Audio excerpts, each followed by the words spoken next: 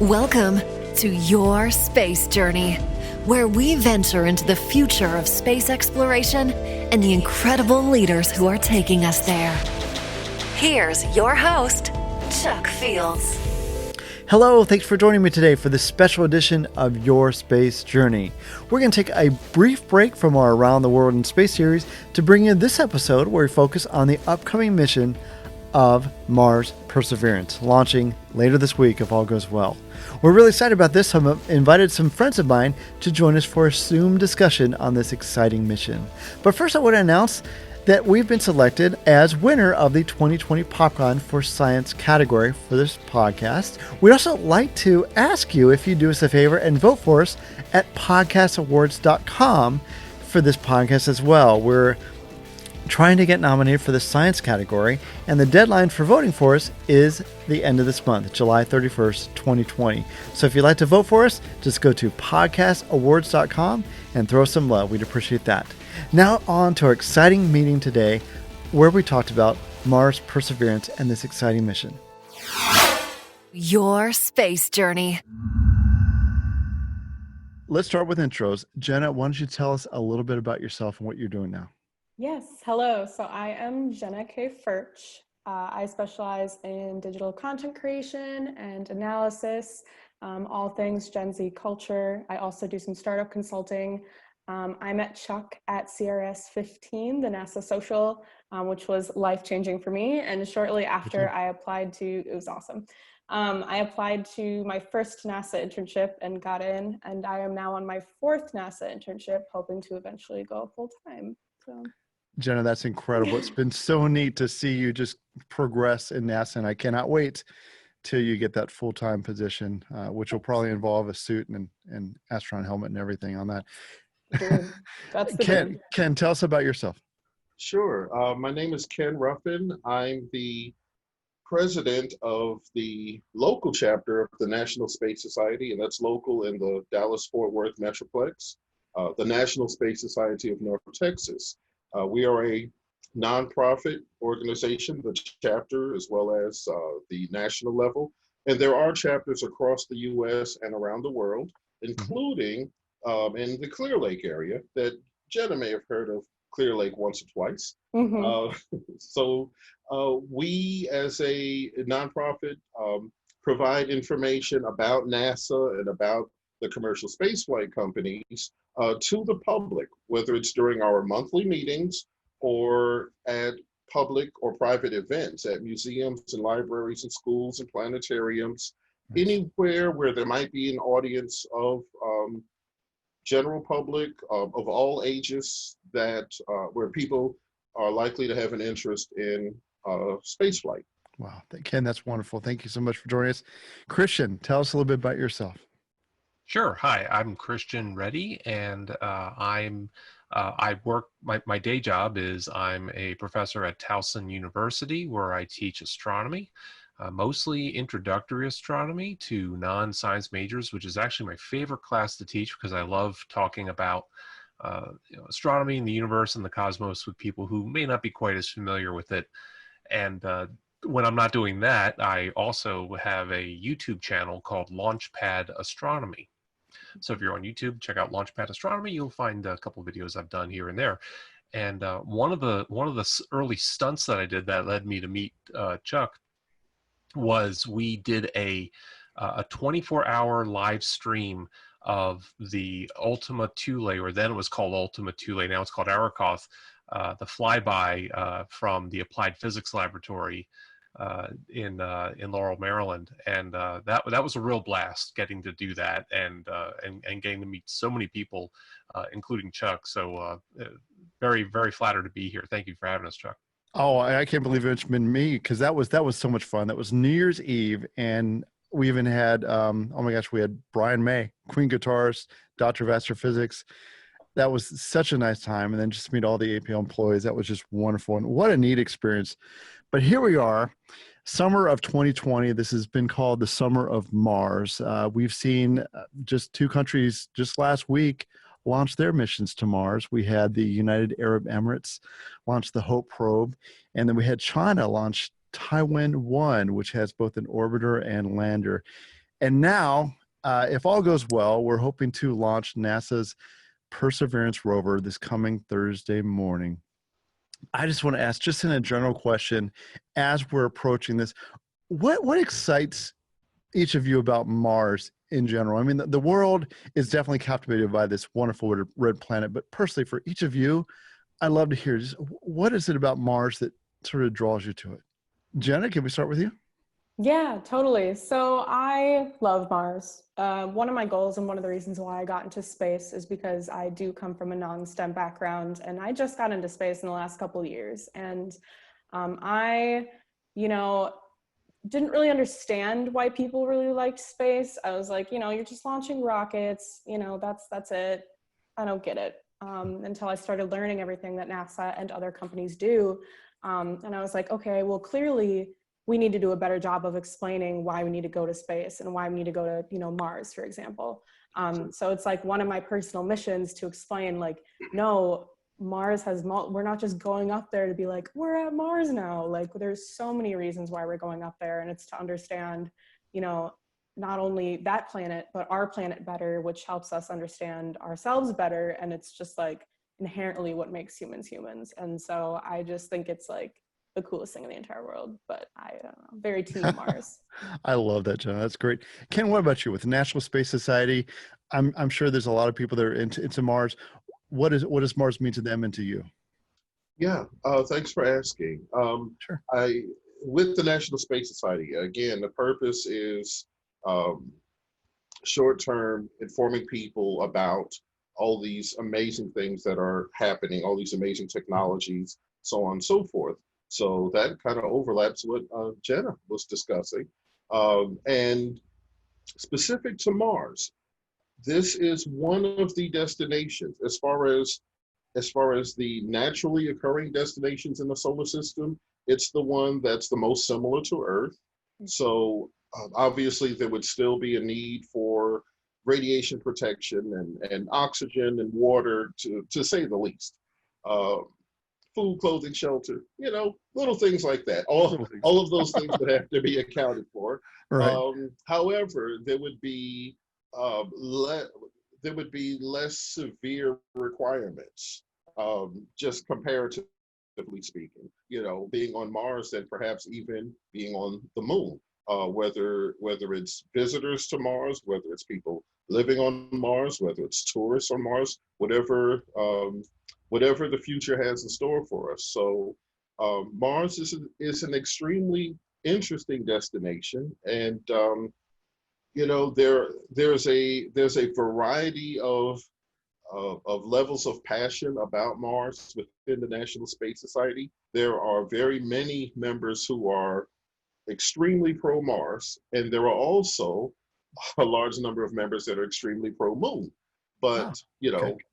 Because this is the season of Mars, I've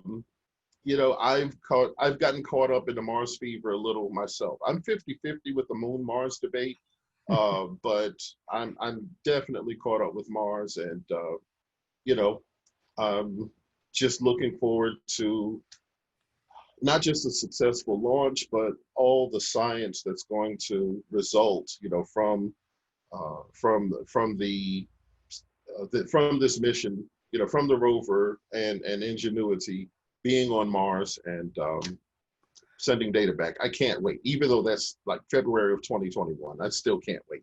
I'm with you. I was thinking that same thing, Ken. I was thinking that science from this mission is just going to be incredible. We're going to talk about that in a little bit.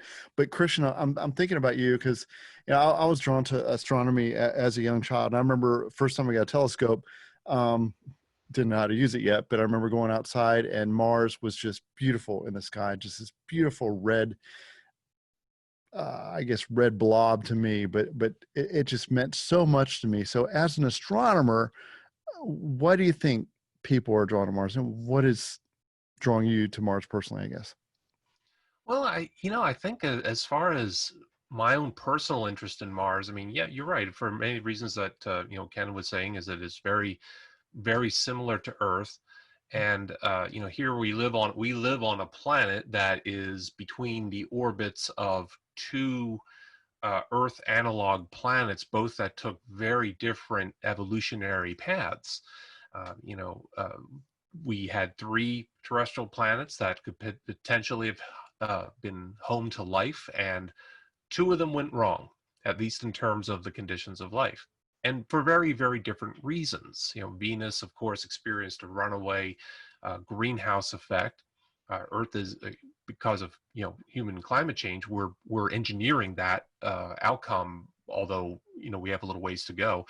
Mm-hmm. Mars, on the other hand, went in the opposite direction. It underwent runaway cooling, and it lost so much of its heat. And how could that have happened when we have a planet that's clearly has evidence that there used to be water in abundance, and there were seas and rivers, and we don't yet know if there's life. That's one of the things that Perseverance is going there to help address. But if it had liquid water in the past, that must mean it had a sufficiently pressurized atmosphere. And today, as Ken alluded to, Mars is lacking an atmosphere. It's virtually a vacuum. It's about less than 1% the density of Earth's atmosphere. How does a planet shut down? And how does a planet just lose its heat? Yes, Mars is smaller, and we have a lot of good hypotheses as to why that happened. We can get into more of that later. But how does an entire planet, not for nothing, Mars is not as big as Earth, but it's not, it's no Mercury or Moon either. It's a substantial planet. How does a whole planet just shut itself down like that? And that's one thing I've always been fascinated by, when it comes to Mars. What takes a planet, out of the game the way Mars seems to have gone. And so I think anything that can help us answer those types of questions is really very exciting. And I think Perseverance is going to be really hopefully addressing the main questions about the habitability of Mars in the past, right, which I think is something that a lot of people are very interested in. Many people assume there already is life there, and it probably is not, but we don't know. That is true too. That reminds me, I'm going to do a bug. There's a book I'm reading lately called The Search for Life on Mars. Just came out. I don't know if you guys heard about it. Really good, but it talks about that. It talks about, have we already discovered that there was life on Mars? And we just, they go back to, I think in the late 90s, where they found a meteor that they believe came from Mars. And they believe there were microbe fossils on it. And, the science is on both sides of it saying, did this happen? Didn't it?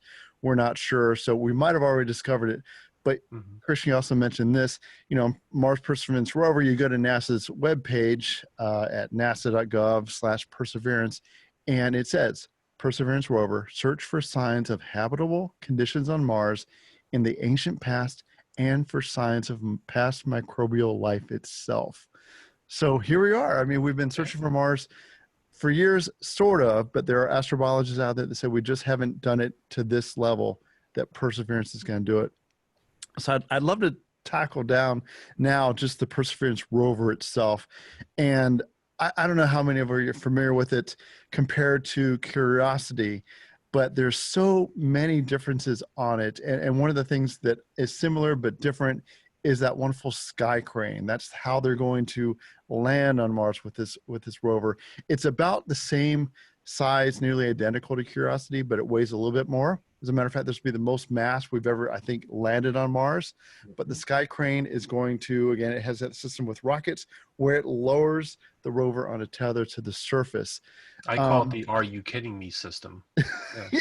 What do you guys think about the sky crane? That's amazing. It is like, are you kidding me? Anyway, what do you think about that? That's incredible. It's just nuts. I mean, and yet we know it's possible. They've done it before. Yeah. And they're going to do it again. And I am just as incredulous now at the prospect of it 8 years later as I was back in 2012. But it is the way to go. They're not doing it to show off. They're doing it because that is the way to get given our current technology, that's how you get a mass of that nature, something that massive onto the surface safely. Yeah, that's true. The everyday astronaut, Tim Dodd, just came out with a great video on that. And he explained it about if you try to put it on top of the rocket engine is going down. Then you have to go down this huge slope and other things that could just really wreck your rover in really bad ways. So I just think that's incredible. One thing that I also thought was really neat about that is they're going to have the ability this time to record audio and video of this landing. Now, Jenna, think about that, Jenna. I want you to just, what does it mean to you if you could actually see the sights and sounds of this incredible landing by the rover? What do you think that's going to inspire people for STEM or? For sure. I think that's really good PR for NASA, I guess. I think, NASA's done a really good job of making this mission something that, the world can be a part of. I think not only being able to see it, but also they had a competition to name the rover. I thought that was the coolest thing. And I think just the name itself, Perseverance, is really needed right now because of everything going on in the world. And if I remember correctly, they have a little plaque on the side of it that pays homage to healthcare workers. And I think that's also very special. But, you guys can look it up. It's really awesome. It's really cute. But I think, it's going to have better cameras. Like you said, audio. It's going to have better wheels. It's like Curiosity's more attractive sibling. I don't know. I love the PR and the pictures. That's what I'm most excited for, besides obviously the science, which is groundbreaking, but I can't wait. I'm going to be up for days before it. Just waiting. Yeah, I think it's going to be amazing too. And again, I guess the other thing about Sky Crane is not just repeating what we did in 2012, is that it actually has, I guess there's landing radar too. So it'll say, okay, is this, well, first it'll know when to deploy the parachute. It'll actually have control over that and say, if we're not quite where we want to be yet, let's hold off on deploying the parachute till a little bit later. And then as we get close to the surface, it'll sort of map the ground and say, okay, let's see if we can land closer, more accurate, safely where we can. So that'll save us from landing way over here, and we've got to drive for several months to get to our destinations. I think that's really cool. If you don't mind, I actually wanted to talk about that new system. The first of its kind being used for the entry, descent, and landing. You mentioned the rover will have an opportunity. I shouldn't say it like that. The rover will be able to select its own landing site, and what it will do that by comparing photos that have been taken from the orbiters, high definition photos, and comparing that to what its own camera sees. And if the first choice of a landing location matches, I should say the first choice of a landing location in the photo matches what the camera depicts, then it's a safe landing spot. It can land there. But if it turns out, there are several boulders that were not recognized by the orbiter, then it can choose another landing location. And it would do all of this automatically, without assistance from anyone at NASA, because it wouldn't be possible, of course, for someone at NASA to steer the craft in another direction. So that's just one of many examples with this mission of science fiction becoming science fact. See, Ken, that's amazing. I don't know why that brought back memories of, I guess, Neil Armstrong landing on the moon. As he's approaching, the computer was taking them right into some boulders, and he's like, nope, got to fly over. And like I said, Mars, we're 20 minutes at best away, so you can't really joystick that landing from here for sure.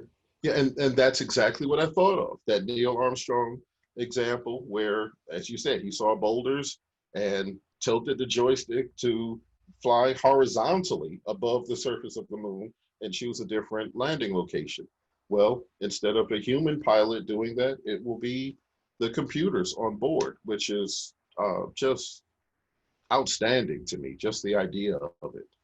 It is. As a software developer myself, I'm so impressed by it, because I'm thinking, oh, what if you had too much data coming back? I mean, we had that 50 years ago with Apollo 11 and stuff like that, but it's just amazing engineering. And the other thing I'm impressed about, Ken, you mentioned this, but anyone else, I'd love your opinion on this, is we have Ingenuity this time. This is going to be the first helicopter flown on Mars. This thing's less than 4 pounds. It's got 2 propellers or 2 rotors that spin nearly 3,000 RPMs. I mean, that's 10 times faster than any helicopter on Earth. It's freaking incredible. What do you guys think of Ingenuity? Just the fact that you're flying a helicopter in that thin of an atmosphere at all, and as you say, Chuck, it's gotta those rotors better be moving fast to generate any kind of lift. You're basically flying a helicopter in a vacuum. That's the best way I could describe it. Yeah, it's crazy because a lot of people think it can be done, and again, it is a demonstration mission. They're just trying to see. I love their terminology was high risk, high reward. So even if the Ingenuity doesn't work, it doesn't impact the Perseverance mission at all. It's actually mounted underneath the rover, and the rover's going to sort of drop it off and roll a few feet forward, and then it's going to go on little hops, maybe about 5 within a 2-3 month period, I think, and they're not going to last more than 3 minutes each. The first one, it's going to hover like 10 feet. And I'm waiting for that video of that. I think that's going to be incredible because Jenny, you were talking about that. And I guess I do. I think, I love the science, but I also think there's an element of PR involved. And if you can say, here's a video image for this, I think that brings out the explorer spirit in a lot of us and that scientific spirit of we want to know more and we can relate more other than seeing a 2-dimensional picture in a book. I just think it speaks wonders on that. Yeah, I think it's super inspiring, and I think videos are really powerful. Video content is really in right now, especially, space video content. And not only that, but I mean, this is, from my understanding of it, is it's giving us like a perspective of different resources and how we can, use those resources one day. And one of the things that I find really cool about this mission is MOXIE, if I'm pronouncing that right, which is, in situ resource utilization, which is pretty much just taking CO2 from the atmosphere and making oxygen, which is really important for future missions. And so something like video, even though like that, MOXIE is much different than that, but it's like making concepts easier to explain to kids or people who aren't in STEM fields.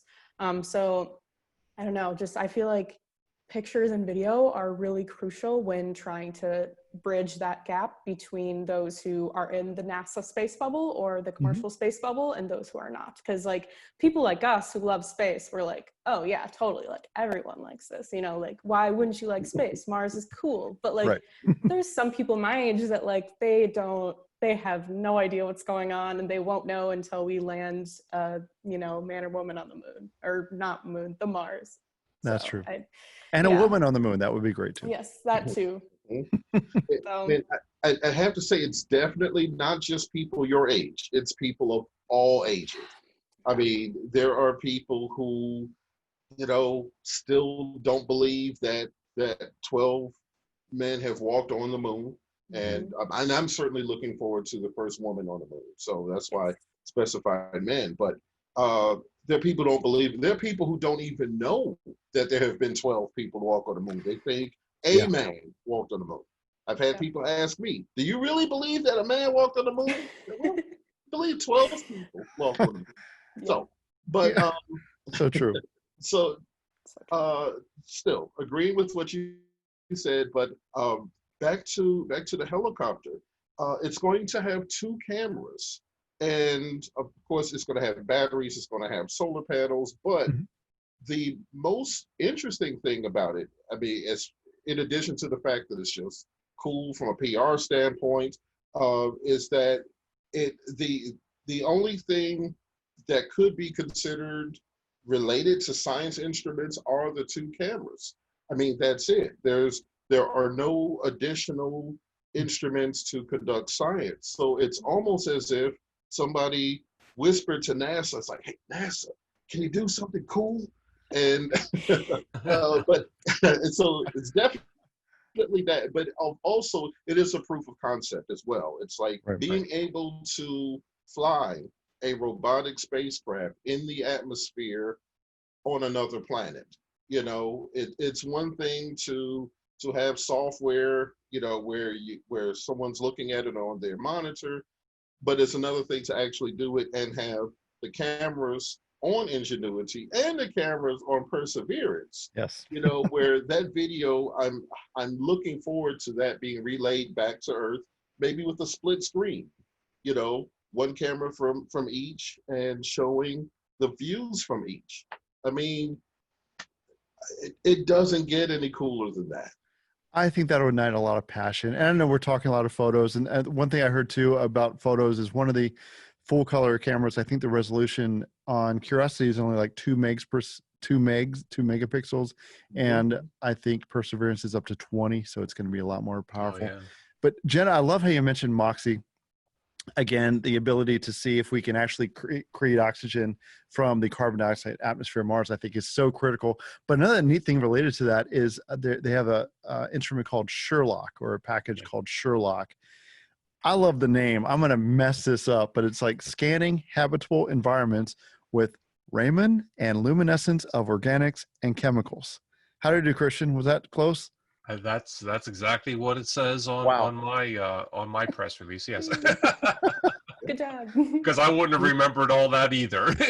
I had to read it. I had to read it. The PDF open. I was like, yep, that sounds right. Yeah. Now, for the lay people out there like me, this is basically going to determine if the organics that are detected are native to Mars or if they were left there by meteorites. But what I thought was really cool is it also is going to take, to help with human exploration of Mars, a piece of an astronaut helmet, as well as 4 kinds of spacesuit fabric to test how they survive on the environment of Mars. So I think that's pretty cool. I think it's also just a good point to make, I think, just to help clarify, because when people hear the term organics, you know, oh, sure. Wow, okay, it's going to find, you know, organic, that's something in the produce section, right? You know, where you pay more for a lot more.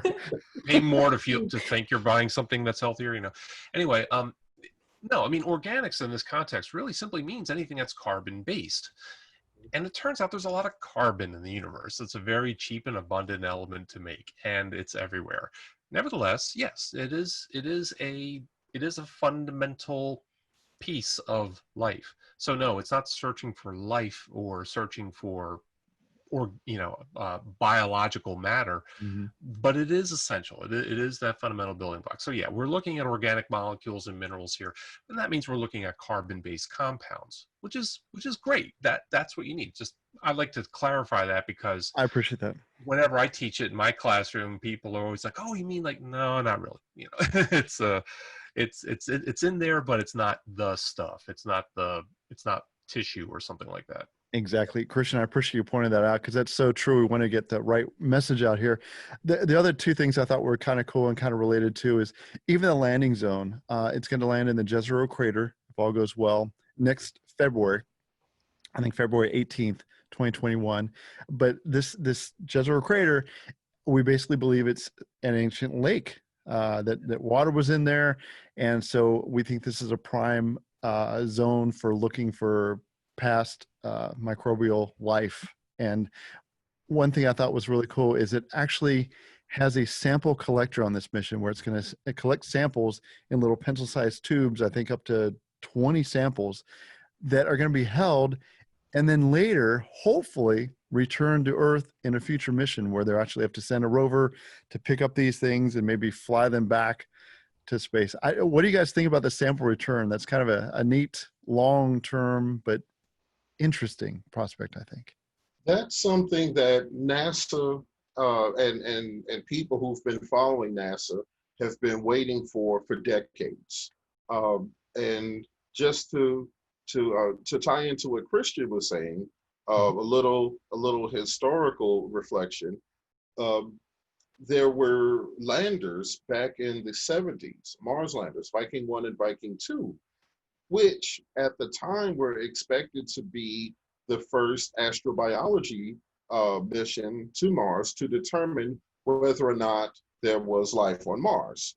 And there were instruments sent where the expectation was either the answer would be yes or it would be no.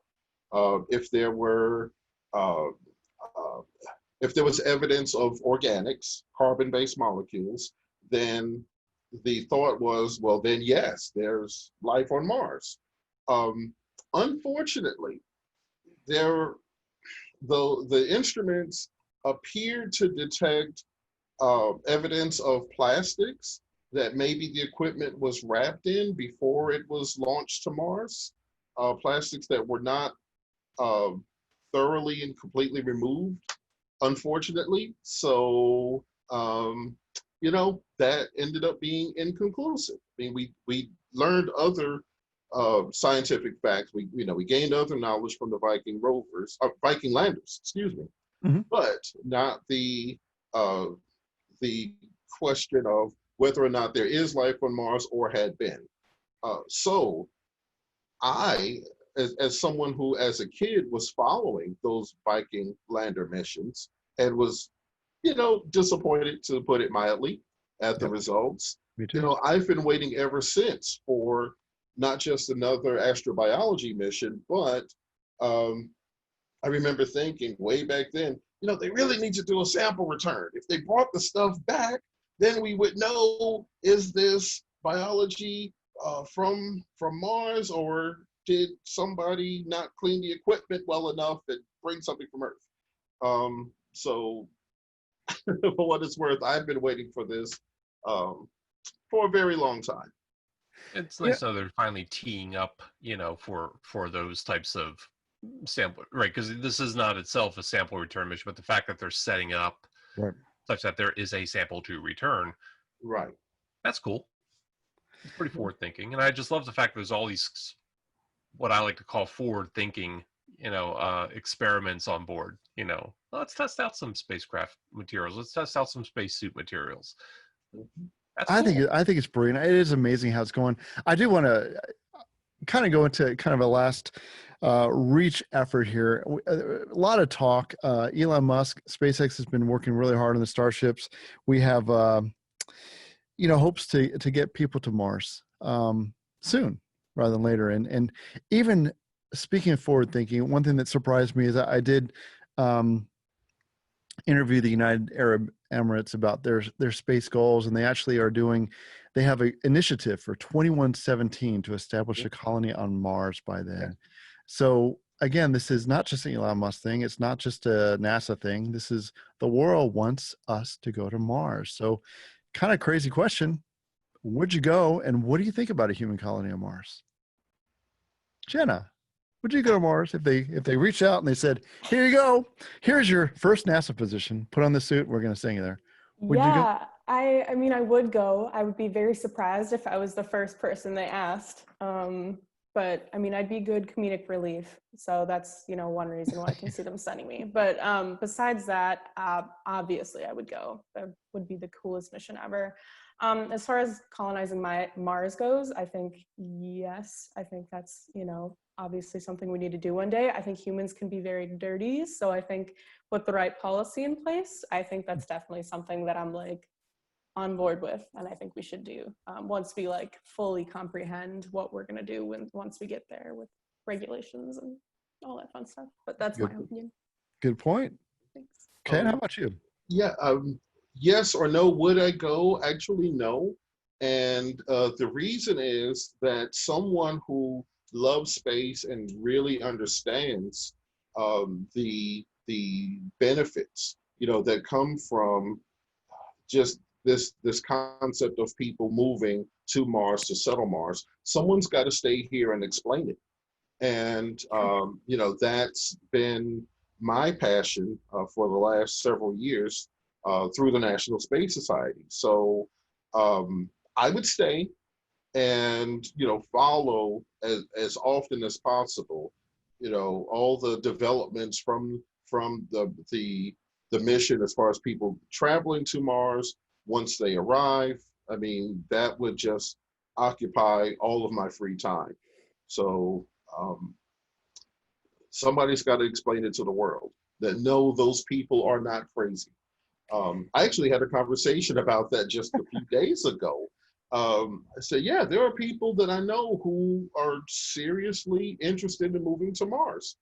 And so anyway, I told them the same thing. I would stay here because I want to explain it to the world, why it makes sense. No, they're not crazy. And it's so much more important than most people realize. Ken, I love that. Now, Christian, I tell you, I'm thinking, I mean, if you do a 24-hour video when we flew past Arakoth, I'm thinking, would you take Launchpad Astronomy to the Red Planet and broadcast from there? Would you go to Mars? And what do you think about a human colony there? I mean, I don't know. I mean, I like breathing air, and water. Yeah. But you know what? I think pure for only reason for the views on the YouTube channel, yes, I would go, provided I can come back afterward. I wouldn't want, in other words, I always look at Mars like awesome place to visit. Wouldn't want to live there, but yeah, I'd go. I'd go as long as I can come back. Now, if it's a permanent set it up shop, pitch a tent, you're staying here forever, I might be like, yeah, but because we got to do a lot of terraforming to make Mars into that kind of it, and that's not going to happen anytime soon. Ever. But yeah, I couldn't turn down an opportunity to all seriousness to explore with my own eyes and senses, at least as many senses as I can use through an EVA suit. I'd have to go. I'd have to go, but then I got to come back. That makes sense. Yeah, Ken, go ahead. I'd like to comment on the terraforming concept, which everybody knows about it. If you've read or seen any science fiction, terraforming comes up. Well, NASA actually has a very short web page where they explain that the idea with terraforming is, of course, making Mars more Earth-like. And NASA says that if all of the carbon dioxide that was present, whether it's in the soil, in the rocks, frozen at the polar caps, in any and every location that you could think of, if all of that carbon dioxide was released, Christian said earlier that Mars's atmosphere is 1% the thickness of Earth's atmosphere. Well, and that's currently, if all the carbon dioxide was released, then that thickness or that density would increase from 1% to 7%. And that's as far as it would go. So that's one serious issue. The second serious issue is that Mars's atmosphere used to be much thicker than it is now. And it went from whatever percentage it used to be at its maximum down to 1%. Because Mars does not have a magnetic field. Well, if you increase Mars's atmospheric density up to 7% of Earth's, Mars still doesn't have a magnetic field. So, the atmosphere has been stripped away by the solar wind, and that's being measured by the Mars Maven orbiter and other orbiters from other countries.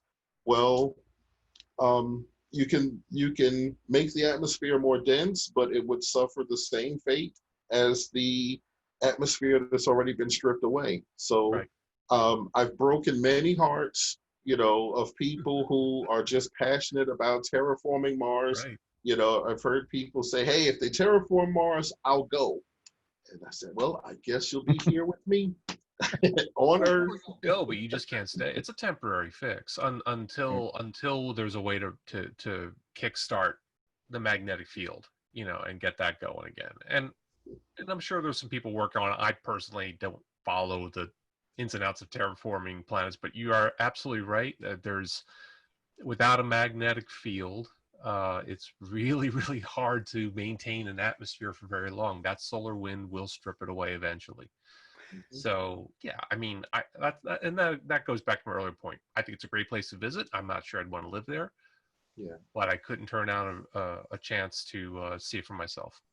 Meanwhile, we have this beautiful blue planet that all of us are part of right now, and I'm thankful for it because that's how I met each of you. So thank you for being part of this wonderful planet with us. Thank you for joining us today to talk about this exciting mission to Mars. I'm so excited about it. But again, thanks each of you, Jenna, Ken, Christian. Really appreciate it. Thanks for having us. Thank you so much. yes, thanks for having us. Your space journey. Wow, I really enjoyed our conversation about Mars Perseverance today. Hope you did too. If you'd like to learn more, just go to nasa.gov/perseverance. Tune in, make sure you watch that launch. Again, if all goes well, it'll be launching this Thursday, July 30th, 2020. We cannot wait. I want to extend a special thanks to my friends Jenna, Ken, and Christian for joining us today. If you'd like to learn more about them, I have links to their websites in the show notes for this episode, so just check those out. And we'll be returning later in a couple weeks with our Around the World in Space series. We'll be featuring ESA, the European Space Agency, followed by the Canadian Space Agency. So be sure to subscribe if you haven't already so you don't miss those exciting episodes. But I want to thank you for joining us. I certainly do appreciate it. I'll see you next time. God bless.